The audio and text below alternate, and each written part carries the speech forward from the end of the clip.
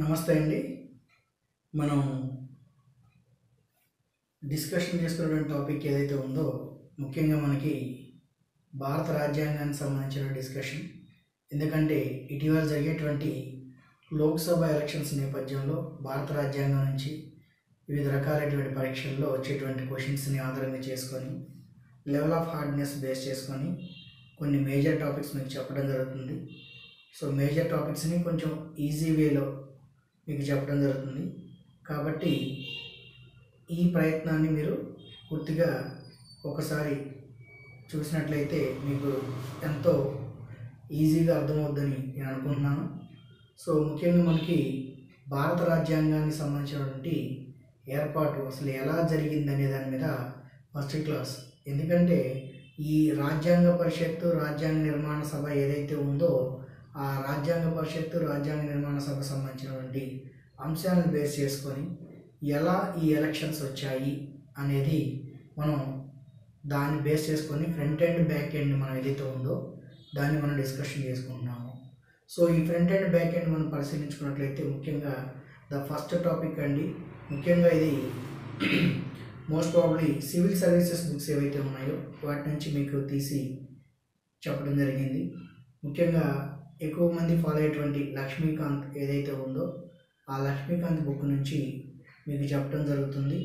Telugu medium అయితే చాలా important విషయం ఏంటంటే లక్ష్మీకాంత్ బుక్లో ఉన్నటువంటి ప్రతి పాయింట్ చదవాలంటే చదవాల్సిందే.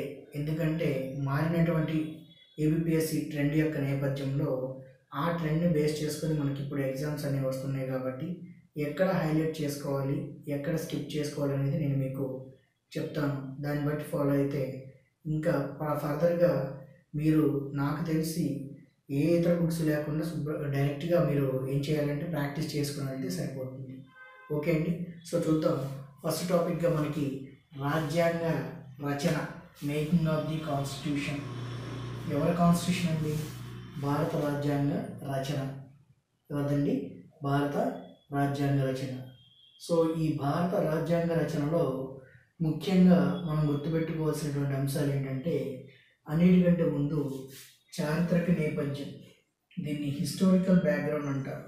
చారిత్రక నేపథ్యం అంటే అసలు మనకి భారత రాజ్యాంగం రావటానికి గల ప్రధాన కారణం ఏంటి అంటే భారతదేశంలో భారతీయులు ఒక రాజ్యాంగాన్ని రచించుకోవాలి అనే భావన ఎందుకు వచ్చింది?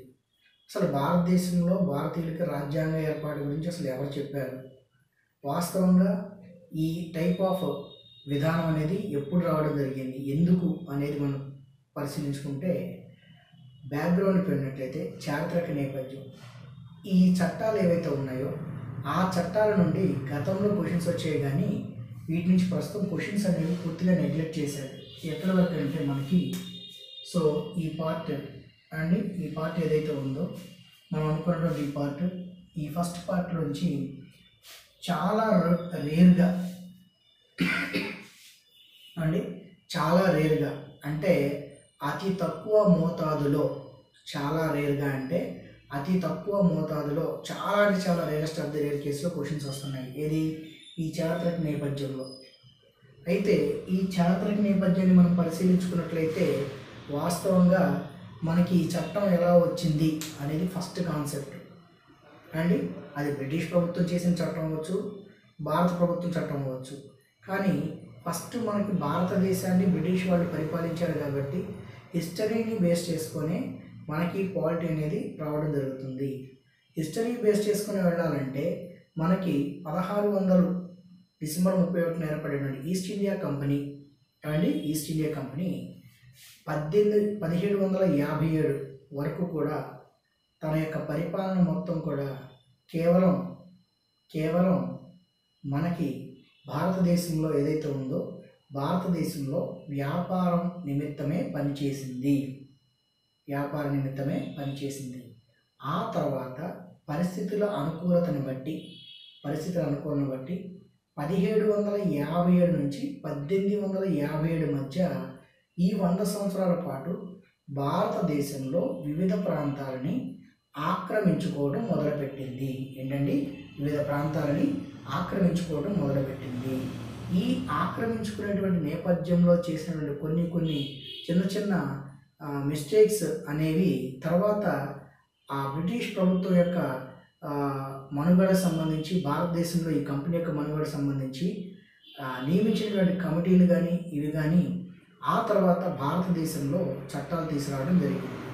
అలా తీసుకొచ్చినవే ఈ చట్టాలు. ఏది 1773 నుంచి మనకి 1947 వరకు ఉన్నటువంటి చట్టాలను తీసుకురావడం జరిగింది. అయితే ఈ చట్టాలు అనేవి చాలా చాలా ఇంపార్టెంట్, కానీ క్వశ్చన్స్ రావడం లేదు. కాబట్టి ఎలా చదవాలో చెప్తాను, అంతవరకు మీరు చదువుకుంటే సరిపోతుంది.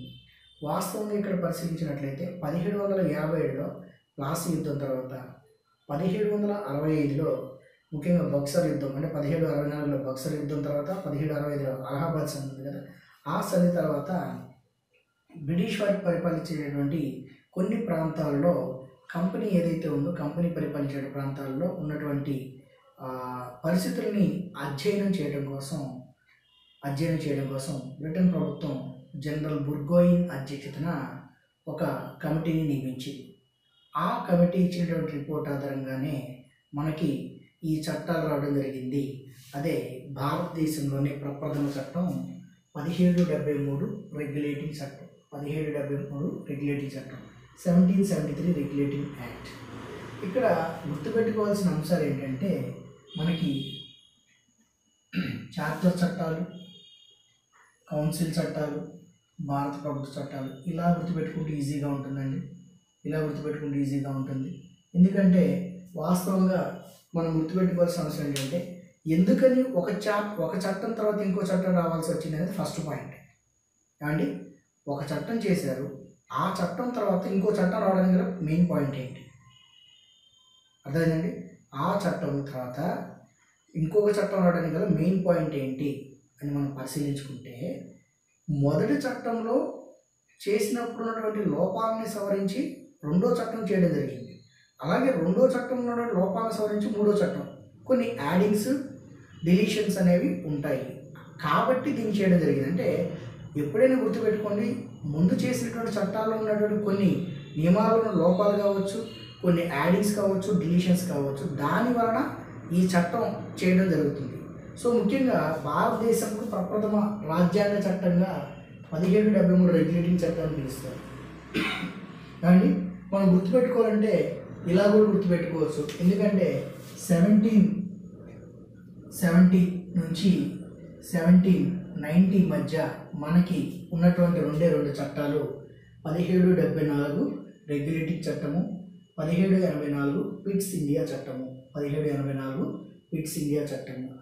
సో ఈ రెండు చట్టాలని కంపారిజన్ చేసుకోవాలి. అంటే ఒక పక్క మీరు ఒక టేబుల్ రూపంలో, ఒకవేళ ఇన్ కాన్సెప్ట్గా మనకి క్వశ్చన్స్ రూపంలో రావాలనుకుంటే ఈ రెండింటిని ఒక టేబుల్ రూపంలో వేసుకోవాలి. అంటే ఏంటి, 1773 ఒక టేబుల్లోను, నెక్స్ట్ టేబుల్లో 1784 పిట్స్ ఇండియా యాక్ట్. ఈ రెండింటికి వేరియేషన్స్ ఏంటి అనేది మనం చదువుకోవాలి. అలా చదువుకుంటే గుర్తుంటుంది. అయితే ఆ రకమైన నేపథ్యంలో క్వశ్చన్స్ రావట్లేదు. ఒకవేళ వచ్చిన ఒక క్వశ్చన్ వస్తుంది, ఒక క్వశ్చన్లో 1/3 నెగిటివ్ ఉంది కాబట్టి దాన్ని మనం స్కిప్ చేసుకోవచ్చు. సో ఎక్కువగా మనకి అడిగే కాన్సెప్ట్స్ ఏంటో వాటి గురించి చూద్దాం. అలాగే నెక్స్ట్ చార్టర్ చట్టాలు ఉన్నాయి. ముఖ్యంగా చార్టర్ చట్టాలు మనకి ఇక్కడ 1793, 1813, 1833, 1853 20 years గ్యాప్లో అండి, 20 years గ్యాప్లో మనకి చట్టాలు చేయడం జరిగిందండి. 20 years గ్యాప్ ఇక్కడ గమనించుకుంటే 1793, 1813, 1833, 1853. సో ఈ నేపథ్యం మొత్తం కూడా 20 years గ్యాప్తో జరిగింది. అంటే చార్టర్ చట్టాల యొక్క నిర్మాణం ప్రతి 20 సంవత్సరాలకి జరిగింది. 1793, 1813, 1833, 1853 ఇదంతా కూడా మనకి చార్టర్ చట్టాలకు సంబంధించినటువంటి అంశం. అయితే వీటిని కూడా కంపారిజన్ చేసుకుని చదువుకుంటే ఈ చార్టర్ చట్టాల్లో ఏముంది అనేది మనకి ఇంపార్టెంట్. దాంట్లో కొన్ని స్టాండర్డ్ పార్ట్స్ ఏవైతే ఉన్నాయో ఆ స్టాండర్డ్ పార్ట్స్ ఇంపార్టెంట్. ఏంటంటే స్టాండర్డ్ పార్ట్స్ అంటే ముఖ్యంగా గవర్నర్ జనరల్స్ ఏర్పాటు గురించి వాటి గురించి అడుగుతాడు ఒకవేళ అడిగితే, స్టాండర్డ్ క్వశ్చన్స్ కాబట్టి. అలాగే 1858 క్వీన్ విక్టోరియా రాణి ప్రకటన. ఎందుకని క్వీన్ విక్టోరియా రాణి ప్రకటన చేయడం జరిగిందంటే 1857లో సిపాయిల తిరుగుబాటు జరిగింది. 1857లో సిపాయి రివోల్ట్ జరిగింది. ఆ సిపాయి రివోల్ట్లో వచ్చేటువంటి పరివర్తనాల్ని బేస్ చేసుకొని భారతదేశంలో కంపెనీ పరిపాలన యొక్క విధానాన్ని అంతమొందించి కంపెనీ రూల్ని ఎండ్ చేసి క్రౌన్ రూల్ రావడం జరిగింది. క్రౌన్ రూల్ అంటే రాజు లేదా రాణి. అంటే 1857కు ముందు ఉన్న మొత్తం, అంటే విక్టోరియా రాణి ప్రకటనకు ముందు ఉన్న మొత్తం రూల్స్ మొత్తం చట్టాలన్నీ కూడా కంపెనీ రూల్ అంటే కంపెనీ పరిపాలన కాలంలో బ్రిటిష్ ప్రభుత్వం చేసినవి. 1858 విక్టోరియా రాణి ప్రకటన తర్వాత చేసినవన్నీ కూడా రాణి గారి, అంటే ముఖ్యంగా బ్రిటిష్ ప్రభుత్వం చేసినప్పటికీ రాణి గారి యొక్క ప్రత్యక్ష పరిపాలన జరిగింది కాబట్టి ఈ ప్రాంతంలోని క్రౌన్ రూల్ అని అంటాము. ఏమంటారు? Crown rule. క్రౌన్ అంటే రాజు లేదా రాణి పరిపాలన. సో ఈ రాజు లేదా రాణి పరిపాలన వచ్చిన తర్వాత మనకు వచ్చినటువంటి కౌన్సిల్ చట్టాలు, భారత ప్రభుత్వ చట్టాలు. ఏమండి? కౌన్సిల్ చట్టాలు, భారత ప్రభుత్వ చట్టాలు. ముఖ్యంగా కౌన్సిల్ చట్టాలు పరిశీలించుకుంటే వీటి స్పెసిఫిక్ టైం గ్యాప్ అంటూ ఏం లేదు. 1861, 1892, 1909. 1861, 1892, 1909. అలాగే భారత ప్రభుత్వ చట్టాలను మనం పరిశీలించుకుంటే 1919, 1935, 1947. సో ఈ విధంగా మనం వీటిని డిఫరెన్షియేట్ చేసుకొని చదువుకుంటే మొత్తం ఈ చారిత్రక నేపథ్యం అనేది చాలా ఈజీ అయిపోతుంది. చారిత్రక నేపథ్యం అనేది చాలా ఈజీ అయిపోతుంది. ఎందుకని ఈజీ అవుతుంది అంటే ప్రస్తుతం ఉన్నటువంటి తరుణంలో మనకి దీంట్లో మొత్తం మీద వస్తే స్టాండర్డ్ క్వశ్చన్స్ ఏవైతే ఉన్నాయో అవి మొత్తం కూడా ఒక 5 to 10 క్వశ్చన్స్ ఉంటాయి. ఆ 5 to 10 క్వశ్చన్స్ అనేవి ఇంపార్టెంట్. సో అదంతా కాదు కాబట్టి మనం తర్వాత వాటి గురించి చూసుకున్నాము. సో ముఖ్యంగా మనకి ఈ చారిత్రక నేపథ్యం ఏదైతే ఉందో దాన్ని బేస్ చేసుకొని మనకి రాజ్యాంగ రచన అనేది జరగడం జరిగింది. సో రాజ్యాంగ రచన జరగడం జరిగింది. సో భారతదేశ రాజ్యాంగ రచన సో చాలా ఇంపార్టెంట్. ఇవి కూడా మీరు ఒక్కసారి డిఫరెన్షియేట్ చేసి చదువుకుంటే సరిపోతుంది. అంటే ఈ చట్టాన్ని కంపారిజన్ చేసుకోవాలి, ఈ చట్టాన్ని కంపారిజన్ చేసుకోవాలి. అంటే 3 కౌన్సిల్ చట్టాలు ఒక టేబుల్లో వచ్చినట్లయితే అసలు ఆ చట్టాల్లో ఉన్నటువంటి లోపాలు ఏముంటాయో అది మీకు ఐడెంటిఫై అవుతుంది. సో దానికి మనం ఎక్కువ స్ట్రెస్ చేయాల్సిన పని ఉండదు. అలాగే 3 ప్రభుత్వ చట్టాలు ఏవైతే ఉన్నాయో అయితే ఈ ప్రభుత్వ చట్టాలు వచ్చేసరికి మనకి ఇప్పుడు రావట్లేదు కాబట్టి కొన్ని మేజర్ పాయింట్స్ అనేది ఇంపార్టెంట్. ఓకే అండి. సో దీన్ని బేస్ చేసుకొని ఇక్కడ నుంచి అంటే ముఖ్యంగా భారత రాజ్యాంగ రచన వెరీ ఇంపార్టెంట్ టాపిక్ అండి. భారత రాజ్యాంగ రచన. సో ఈ భారత రాజ్యాంగ రచన అనేది ఎప్పుడు స్టార్ట్ అయింది, ఎలా స్టార్ట్ అయిందంటే అయితే గతంలో బ్రిటిష్ వాళ్ళు చేసినటువంటి విధి విధానాల వలన, వాళ్ళు చేసినటువంటి కొన్ని కంపెనీ యొక్క పరిపాలన కావచ్చు, క్రౌన్ యొక్క రూల్లో జరిగినటువంటి సంఘటనలు కావచ్చు, ఈ సంఘటనలన్నీ కూడా భారత రాజ్యాంగ నిర్మాణానికి దారి తీసిందని చెప్పేసి మనం చెప్పుకోవాలి. అయితే భారత రాజ్యాంగ నిర్మాణం యొక్క ఏర్పాటు అంటే ఆ రాజ్యాంగ పరిషత్ ఎలా ఏర్పాటు చేశారు, రాజ్యాంగ నిర్మాణం ఎలా జరిగింది, ఈ రాజ్యాంగ నిర్మాణంలో ఎవరెవరు ఉన్నారు, ఏంటి పరిస్థితి అనేది మనం పరిశీలించుకుంటే ఈ భారత రాజ్యాంగ రచన అనేది మొట్టమొదటిసారిగా దీని గురించి ప్రస్తావించినటువంటి మొట్టమొదటి భారతీయుడు ఎవరంటే 1934వ సంవత్సరంలో రాడికల్ డెమోక్రాటిక్ పార్టీ స్థాపించినటువంటి వ్యక్తిగా ఎంతో సుపరిచితుడైన వ్యక్తి డాక్టర్ ఎంఎన్ రాయ్ అండి, మన్వేంద్రనాథ్ రాయ్ అండి. ఎంఎన్ రాయ్ గారు మొట్టమొదటిసారిగా ఈ భారత రాజ్యాంగ రచన గురించి ప్రస్తావించడం జరిగింది. అంటే భారతదేశంలో భారతీయులకు ఒక రాజ్యాంగం ఉండాలి, భారతదేశంలో భారతీయులకు ఒక రాజ్యాంగం ఉండాలి.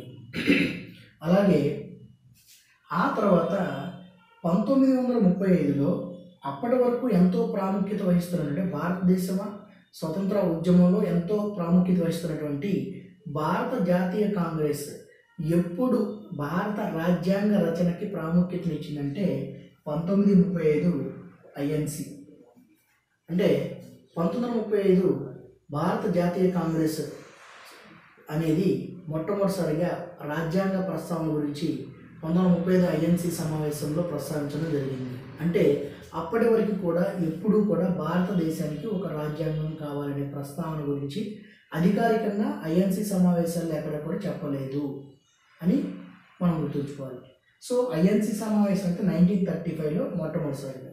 సో ఇదే ఐఎన్సి తరపున అధికారిక ప్రకటన 1938లో జవహర్లాల్ నెహ్రూ గారు చేయడం జరిగింది.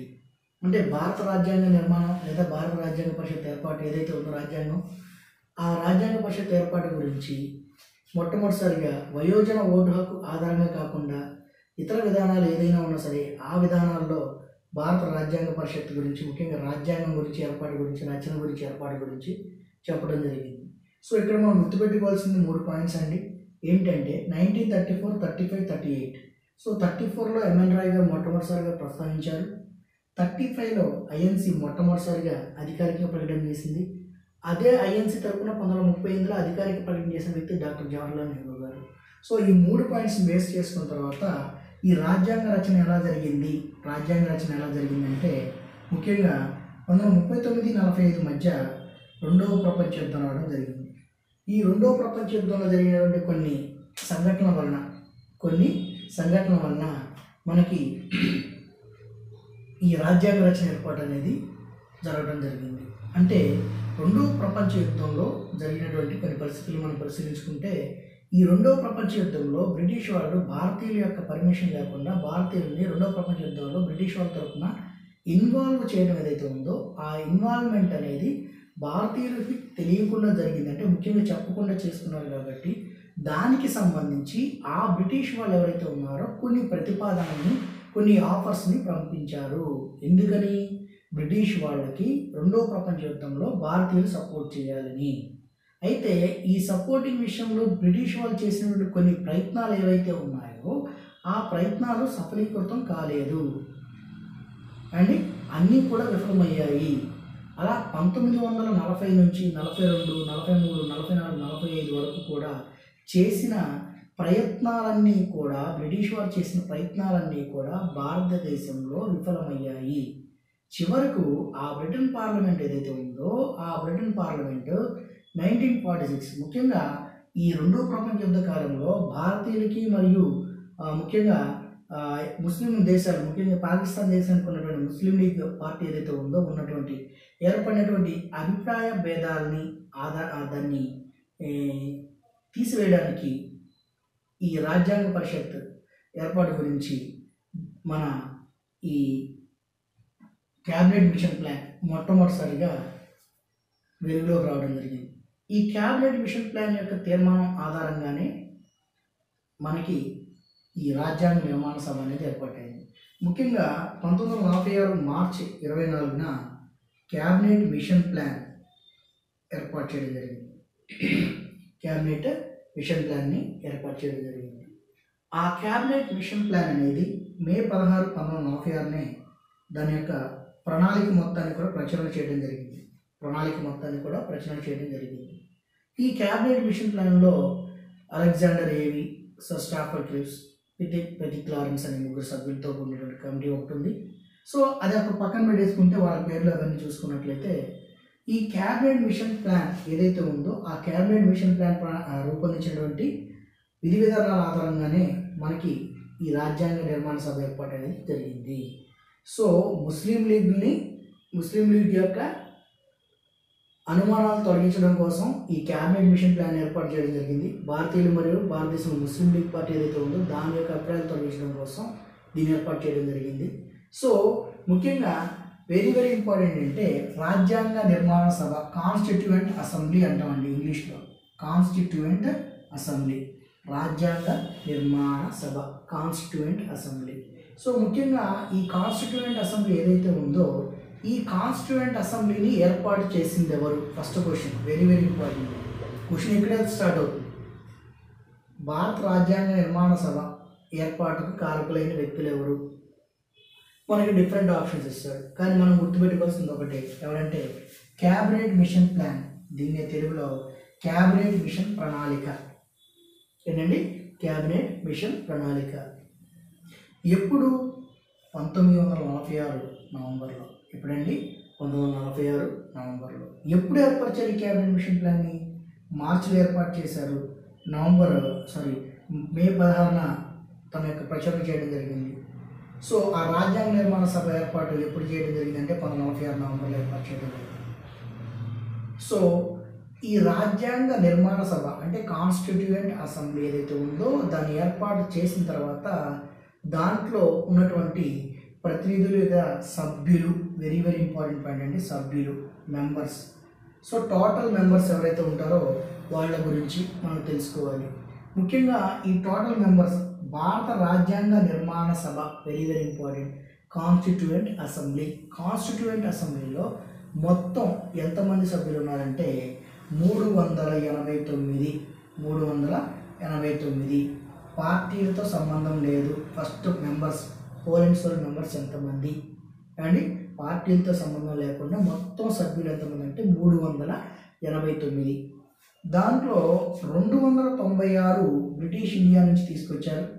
అంటే బ్రిటిష్ ఇండియా అంటే వాస్తవంగా మన భారతదేశం అప్పట్లో పాకిస్తాన్ దేశంతో కలుసుకుని ఉంది కాబట్టి, ముఖ్యంగా పాకిస్తాన్ భారతదేశం మొత్తం ఏదైతే భారత ఉపఖండంలో ఉన్న భూభాగాలు ఏవైతే ఉన్నాయో ఆ ప్రాంతాల్లో బ్రిటిష్ వాళ్ళు ఏవైతే పరిపాలించారో ఆ ప్రాంతాల నుండి 296 మంది. సో 296 మంది.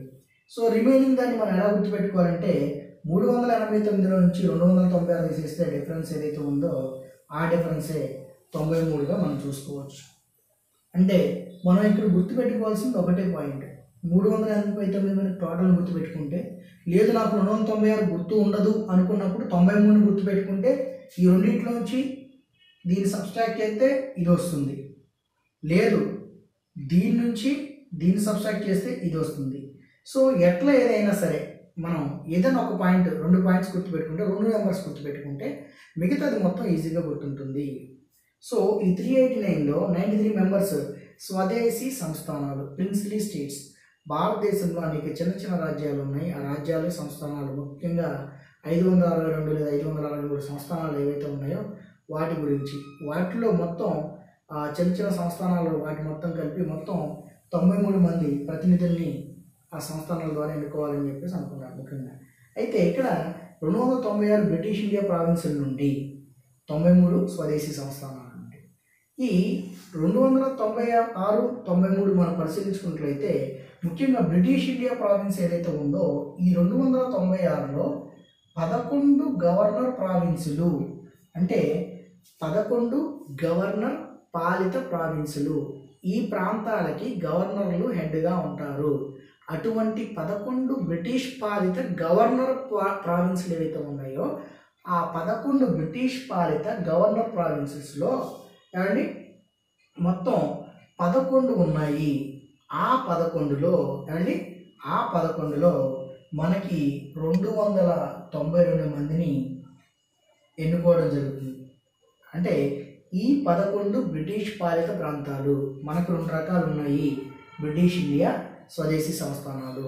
సో ప్రస్తుతం మనం బ్రిటిష్ ఇండియా గురించి మాట్లాడుకుంటున్నాము. అంటే ఏంటి, 296 సంస్థానాలు అంటే ప్రతినిధులు, అంటే ఆ సీట్ల గురించి మాట్లాడుకుంటున్నాము. ఈ 296ని ఎలా డివైడ్ చేశారయ్యా అంటే మనకి గవర్నర్ ప్రావిన్సులు, చీఫ్ కమిషనరేట్ ప్రావిన్సులు అని చెప్పేసి డివైడ్ చేశారు. ఈ 2 కూడా బ్రిటిష్ పాలిత ప్రాంతాలు అయినప్పటికీ ఆ 11 గవర్నర్ ప్రావిన్సులు, 4 చీఫ్ కమిషనరేట్ ప్రావిన్సులు. ముఖ్యంగా 11 గవర్నర్ ప్రావిన్సులు ఏవైతే ఉన్నాయో ఆ 11 గవర్నర్ ప్రావిన్సులో 292 మందిని, 4 చీఫ్ కమిషనరేట్ ప్రావిన్స్లో 4 మంది. సో టోటల్ 296 అవుతున్నారు చీఫ్ కమిషనరేట్ ప్రావిన్సెస్. సో ఈ చీఫ్ కమిషనరేట్ ప్రావిన్సెస్ మనం పరిశీలించుకుంటే రాజస్థాన్లో ఉన్నటువంటి మేర్వార్ ప్రాంతం, అలాగే ఢిల్లీ, కూర్గ్ ప్రాంతము, పాకిస్తాన్లో బలూచిస్తాన్ ప్రాంతము, ఈ 4 కూడా చీఫ్ కమిషనరేట్ ప్రావిన్సెస్ ఇవ్వడం జరిగింది. రిమైనింగ్ అన్నీ కూడా 11 కూడా గవర్నర్ ప్రావిన్స్లో ఉండటం జరిగింది. సో ఈ 292 ప్లస్ 4 మొత్తం 296 కేటాయించడం జరిగింది. అయితే ఈ 296 సీట్ని ఎలా కేటాయించారు, ఎలా అంటే ఏ విధంగా కేటాయిస్తున్నారు అనే క్వశ్చన్ మనం ఫస్ట్ అరైజ్ అవుతుంది. ఏ విధంగా కేటాయిస్తున్నారంటే జనాభా, ఏమండి జనాభా ప్రాతిపదికన తీసుకుంటున్నాం. అయితే జనాభా ప్రాతిపదికి ఒక లెక్క అంటూ ఉందా అంటే, జనాభా అంటే ఎంతమంది జనాభాకు ఒక సీటు, ఎంతమందికి ఇస్తున్నాం, అది ఎంతమంది జనాభాకు ఒక సీటు అంటే 1 మిలియన్. ఎంతండి, 1 మిలియన్. 1 మిలియన్ అంటే సుమారుగా 10 లక్షల మంది జనాభా ఉన్నటువంటి ఏ ప్రావిన్స్ అయితే ఉంటుందో ఆ ప్రావిన్స్ని బట్టి అప్పుడు ఆ సీట్లు కేటాయించడం జరిగింది. అంటే 10 లక్షల మందికి ఒక సీట్ ప్రతినిధిని ఏర్పాటు చేయడం జరిగింది. అలాగే ముఖ్యంగా 10 లక్షల మంది కలిపి మనకి ఒక సీటు కేటాయించారు. ఏ విధంగా కేటాయించారంటే మనకి అంటే ఏ విధంగా కేటాయించారు? ఒక సీటు 10 లక్షల మందికి ఏ విధంగా జనాభాకి ఏ విధంగా కేటాయించారు అంటే మరి భారతదేశంలో భిన్నత్వంలో ఏకత్వం వివిధ రకాల కులాలు మతాలు చాలామంది ఉన్నారు కాబట్టి వాళ్ళందరినీ దృష్టిలో ఉంచుకొని వాళ్ళందరినీ దృష్టిలో పెట్టుకొని వారందరినీ దృష్టిలో పెట్టుకున్న తర్వాత మనకి ఉన్నటువంటి రెండు ప్రాంతాలు బ్రిటిష్ ఇండియా ప్రావిన్సెస్ సంస్థానాలని వాటిలో డివైడ్ చేయడం జరిగింది. అయితే ఫస్ట్గా మనం బ్రిటిష్ ఇండియా ప్రావిన్స్, ఆ బ్రిటిష్ ఇండియా ప్రావిన్స్లో ఏ విధంగా సీట్లు కేటాయించారు అంటే బ్రిటిష్ ఇండియా ప్రావిన్సెస్ ఏవైతే ఉన్నాయో వాటిని 3 ప్రధాన సముదాయాలుగా విభజించారు. అండి బ్రిటిష్ ఇండియా ప్రావిన్సెస్ ఏవైతే ఉన్నాయో వాటిని సీట్ల కేటాయింపులో 3 ప్రధాన సముదాయాలు చేశారు. ఏమిటి ఆ 3 ప్రధాన సముదాయాలు అంటే ముఖ్యంగా ముస్లింలు, సిక్కులు, సాధారణ సముదాయాలు అండి. ముస్లింలు, సిక్కులు, సాధారణ సముదాయాలు అంటే మనం ఏదైతే మాట్లాడుకున్న 296 సీట్లు ఏవైతే ఉన్నాయో ఆ 296 సీట్లకు సంబంధించి ఇప్పుడు మాట్లాడుకుంటున్నాము. ఆ 296 సీట్లలో 3 ప్రధాన సముదాయాలు ముస్లింలు గాను, సిక్కులు గాను, సాధారణ సముదాయం గాను. సాధారణ సముదాయం ఏంటంటే ముస్లింలు, సిక్కులు తప్ప మిగతా వాళ్ళందరూ కూడా సాధారణ సముదాయానికి వస్తారు. అంటే క్రిస్టియన్స్ కావచ్చు, మనకి ఎస్సీ, ఎస్టీ మిగతా వాళ్ళందరూ ఎవరైతే ఉన్నారో వాళ్ళందరూ కూడా సాధారణ సముదాయం. అంటే సాధారణ సముదాయం అనగా ముస్లింలు, సిక్కులు కాకుండా మిగతా వాళ్ళందరినీ కూడా సాధారణ సముదాయం అంటారు. అయితే ఈ మొత్తం 296 మందిని ఏ విధంగా ఎన్నుకున్నారయ్యా అంటే ఎన్నిక ప్రావిన్సుల యొక్క విధాన సభ ద్వారా. ఏంటండి చాలా చాలా ఇంపార్టెంట్, ప్రతి పాయింట్ కూడా ఇంపార్టెంట్. ఎట్లా అండి ప్రావిన్స్ ఏదైతే ఉందో అంటే బ్రిటిష్ ఇండియా ప్రావిన్స్ యొక్క విధాన సభ ఏదైతే ఉందో ఆ విధాన సభ ద్వారా వీళ్ళందరూ ఎన్నికవుతారు. ఓకే, విధాన సభ ద్వారా ఎన్నికవుతారు. కానీ ఏ విధంగా ఎన్నికవుతారంటే నైష్పత్తిక ప్రాతినిధ్య పద్ధతి, నైష్పత్తిక ప్రాతినిధ్య పద్ధతి, ప్రపోర్షనల్ బేస్ మీద వీళ్ళు తీసుకుంటారు, ప్రపోర్షనేట్ అంటారు. సో ఇది మెయిన్. సో బ్రిటిష్ ఇండియా పాలిత ప్రావిన్సుల నుండి ఏ విధంగా ఎన్నికయ్యారంటే ప్రావిన్సుల యొక్క విధాన సభ ద్వారా. ప్రావిన్సుల యొక్క విధాన సభ ద్వారా ఏ విధంగా ఎన్నికయ్యారంటే నైష్పత్తిక ప్రాతినిధ్య పద్ధతి, నైష్పత్తిక ప్రాతినిధ్య పద్ధతి. అలాగే ఇదంతా దేని గురించి? బ్రిటిష్ ఇండియా గురించి. మరి స్వదేశీ సంస్థానాల పరిస్థితి ఏంటి అంటే మళ్ళీ ఇక్కడ మనం స్వదేశీ సంస్థానాలు పరిశీలించుకున్నట్లయితే ఆ ప్రాంతం నుంచి వచ్చేటువంటి ప్రతినిధులు ఎవరైతే ఉన్నారో ఏది స్వదేశీ సంస్థానాలు 93 స్వదేశీ సంస్థానాల్లో ఉన్న ప్రతినిధులు ఎవరైతే ఉన్నారో ఆ ప్రతినిధులంతా కూడా అండి ఆ సంస్థానానికి అధిపతి ఎవరైతే ఉంటాడో అంటే ఏ సంస్థానం అయితే 93 సంస్థానాలకి 93 మంది అధిపతులు ఉంటారో ఆ అధిపతులందరూ కూడా ఎవరినైతే వాళ్ళ తరపు నుంచి నామినేట్ చేస్తారో అంటే వాళ్ళు ఇష్టం వచ్చిన మెంబర్స్ ఎవరైతే ఉన్నారో వాళ్ళని నామినేట్ చేస్తారో ఆ నామినేటెడ్ మెంబర్స్ మొత్తం కూడా ఎక్కడ ఉంటారని స్వదేశీ సంస్థాన ప్రతినిధులుగా ఉంటారు. అంటే 296 ఏమో మనకి జనాభా ప్రాతిపదికన ప్రావిన్సుల యొక్క విధానసభ ఏదైతే ఉందో దాన్ని ప్రపోర్షనేట్గా ఎన్నుకుంటారు. కానీ సంస్థానాల విషయానికి వచ్చినట్లయితే సంస్థానాధిపతులు నామినేట్ చేస్తారు. సో అందుకని వెరీ వెరీ ఇంపార్టెంట్ పాయింట్ ఏంటంటే ఇక్కడ క్వశ్చన్ పడుతుంది, రాజ్యాంగ నిర్మాణ సభ అన్నది పాక్షికంగా ఎన్నికైన పాక్షికంగా నామినేట్ అయిన సభ్యులతో కూడుకుని ఉంది. వెరీ వెరీ ఇంపార్టెంట్ క్వశ్చన్ అండి. ఖచ్చితంగా ఎనలైటికల్ క్వశ్చన్స్ పడుతున్నాయి మనకి. సో ఆ ఎనలైటికల్ క్వశ్చన్స్ అనేవి 100% ప్యూర్ బేస్ మీద మనకు పడుతుంది. సో రాజ్యాంగ నిర్మాణ సభ పాక్షికంగా ఎన్నికైన పాక్షికంగా నామినేట్ అయిన సభ అంటే ఈ పాక్షికంగా ఎన్నికైన పాక్షికంగా నామినేట్ అయిన సభ్యులు కూడా అందరూ కూడా ఏదైనా సరే పరోక్షంగానే ఎన్నుకోవడం అనేది జరిగింది. మనకి ఎన్నిక పద్ధతులు 2 రకాలు ఉంటాయి, డైరెక్ట్, ఇండైరెక్ట్. పరోక్ష అంటే ఇండైరెక్ట్ పద్ధతి. So very very important topic అండి. రాజ్యాంగ నిర్మాణ సభ ఒక పాక్షికంగా ఎన్నికైన సభ, పాక్షికంగా నామినేట్ అయిన సభ. అంటే ఫుల్ టైం ఎవరిని తీసుకోలేదు, అలా at the same time full time ఎవరిని నామినేట్ చేయలేదు. సో కాబట్టి ఇక్కడ రాజ్యాంగ నిర్మాణ సభ అనేది మనకి చాలా చాలా ఇంపార్టెంట్. సో దీని నుంచే మన క్వశ్చన్స్ వస్తాయి. ఆ ఇంపార్టెన్స్ని బట్టి మనం ఈ క్వశ్చన్స్ మొత్తాన్ని కూడా నేర్చుకుందాం. సో ఎలక్షన్స్ నేపథ్యంలో చాలా చాలా ఇంపార్టెంట్ అయినటువంటి దీని గురించి మనం చెప్పుకుందాం. సో ఫర్దర్ మనం ఫర్దర్ క్లాస్లో తీసుకుందాం. రైట్.